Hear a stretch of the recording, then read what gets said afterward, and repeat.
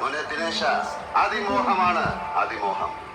എന്റെ അച്ഛന്റെ ചിത കത്തുന്ന കാലം വരെ നിനക്കായുസുണ്ടാകും എന്ന മോഹം. അത് തെറ്റായിരുന്നു എന്ന് ബോധ്യപ്പെടുമ്പോ നീ വാ.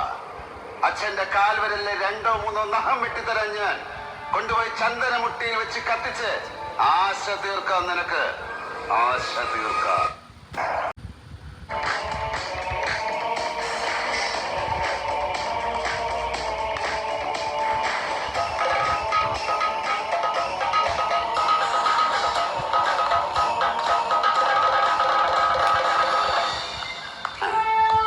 ഇതാരാമോനെ ദിനേശ ഈ എരപ്പാളത്തിലോ കാണിച്ച് നീയാ? ഞാൻ പറഞ്ഞിട്ടാ അവന്മാരിത് ചെയ്തു. ഏത് നായിന്റെ മുമ്പ് പറഞ്ഞിട്ട് ചെയ്തതായാലും വേണ്ടില്ല, ഈ സാധനമൊക്കെ കെട്ടിപ്പൊതിഞ്ഞ് പൂവള്ളിയില് എന്റെ തറവാടത് അവിടെ എത്തിക്കണം. ഈ പൊട്ടിയും ചളിങ്ങിയതൊക്കെ വിളിട്ടേക്ക്. പകരം പുതിയത് വേണം പൂവള്ളിയിലെത്താൻ. മനസ്സിലായോ?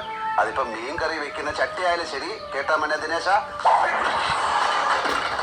അങ്ങനെ ചെയ്യാൻ പറയണം. അല്ലെങ്കിൽ ഞാനങ്ങ് വരും മണപ്പള്ളിക്ക്.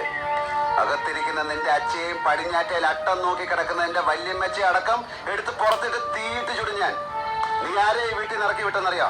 എന്റെ പെങ്ങളെ, ഇന്ദു ചൂടന്റെ അനിയത്തിയെ.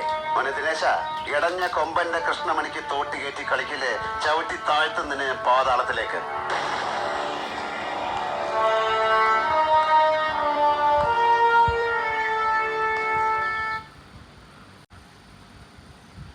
നിന്റെ പുത്തൻ റേവൻ ഗ്ലാസ് ഇത് ചവിട്ടിപ്പൊട്ടിച്ചതിന്റെ കാര്യം.